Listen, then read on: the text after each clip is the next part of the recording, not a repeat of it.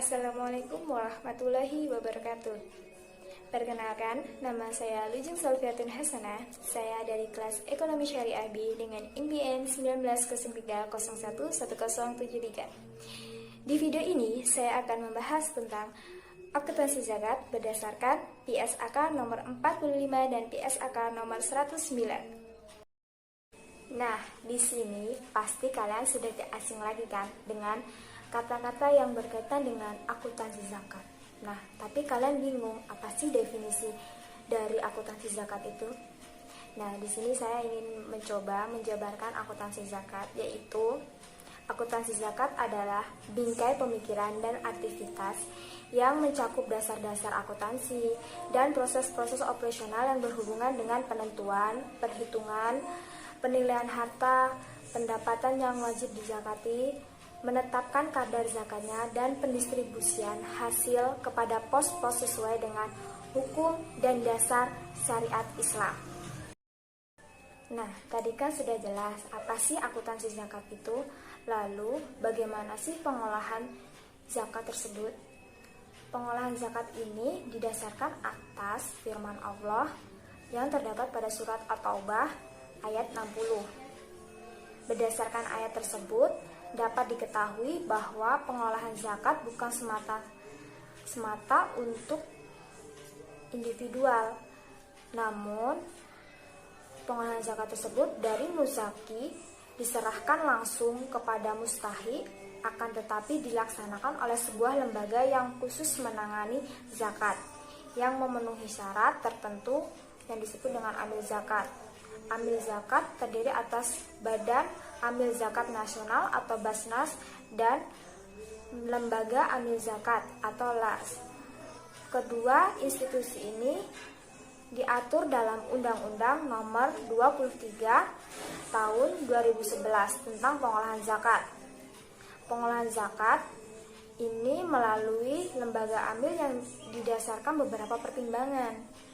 Di antaranya menjamin kepastian dan disiplin pembayaran zakat, menjaga perasaan rendah diri dari para mustahiq zakat apabila berhadapan langsung dengan para wajib zakat atau muzaki, untuk mencapai efisiensi, efektivitas, dan sarana yang tepat dalam penggunaan harta zakat menurut skala prioritas yang ada pada suatu tempat untuk memperlihatkan syiar Islam dalam semangat penyelenggaraan negara dan pemerintah yang islami.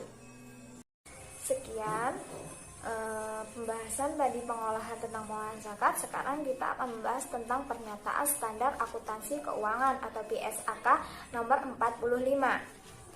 Sebelum PSAK nomor 109 disahkan menjadi standar akuntansi keuangan pada organisasi pengelolaan zakat, standar akuntansi zakat pada umumnya hanya mengacu pada pedoman yang dikeluarkan oleh forum organisasi zakat yang menggunakan PSAK nomor 45, yaitu pelaporan keuangan organisasi nirlaba, dengan pertimbangan bahwa OPZ bukan organisasi profit melainkan organisasi non-profit yang termasuk dalam kategori nirlaba.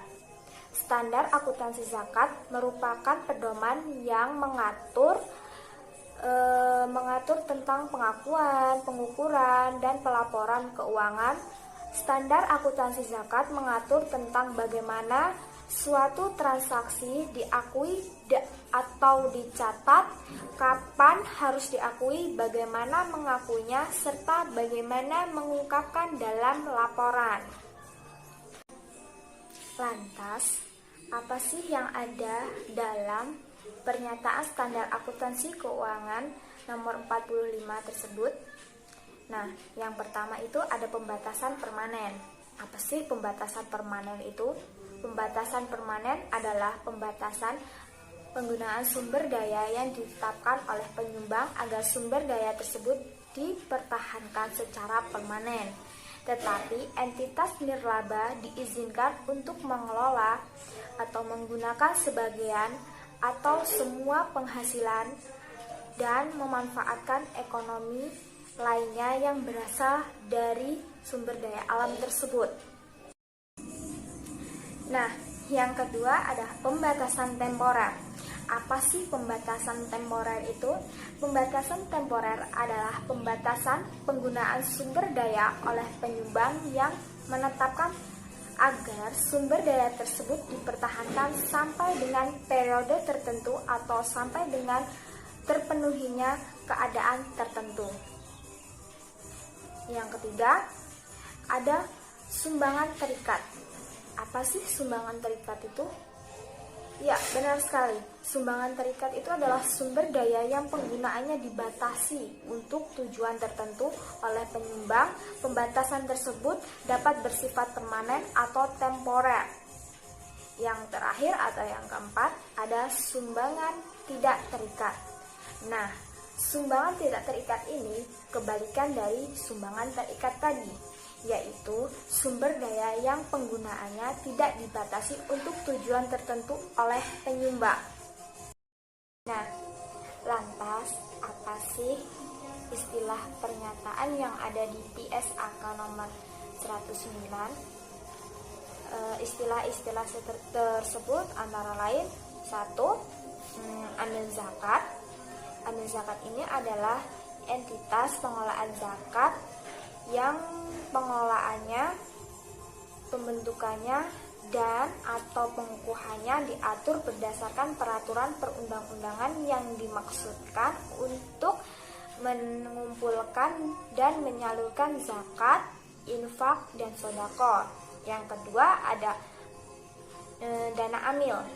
Dana amil ini adalah bagian amil atas dana zakat dan infak, sedekah, serta dana lain yang diperoleh dari pemberi diperuntukkan bagi amil. Dana amil ini digunakan untuk pengelolaan amil. Yang ketiga ada dana infak. Dana infak atau dana sedekah adalah bagian non-amil atas penerimaan infak atau sedekah.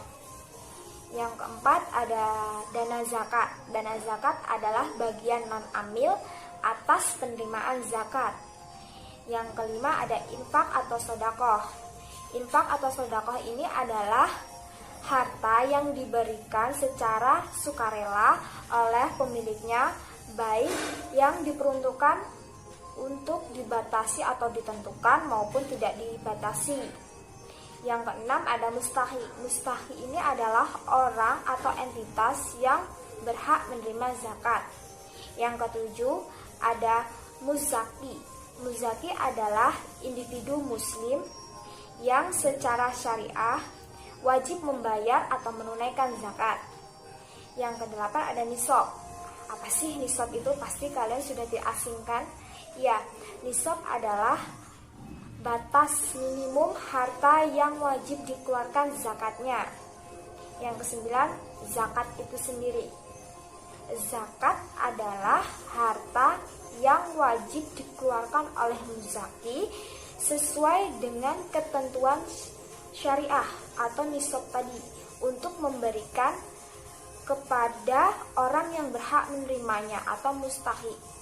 Nah, dari penjelasan saya sebelumnya dapat diambil kesimpulan bahwa PSAK nomor 109 ini adalah standar akuntansi yang memang dibuat untuk akuntansi zakat dan infak atau sedekah sehingga telah disusun dengan memperhatikan syariat Islam.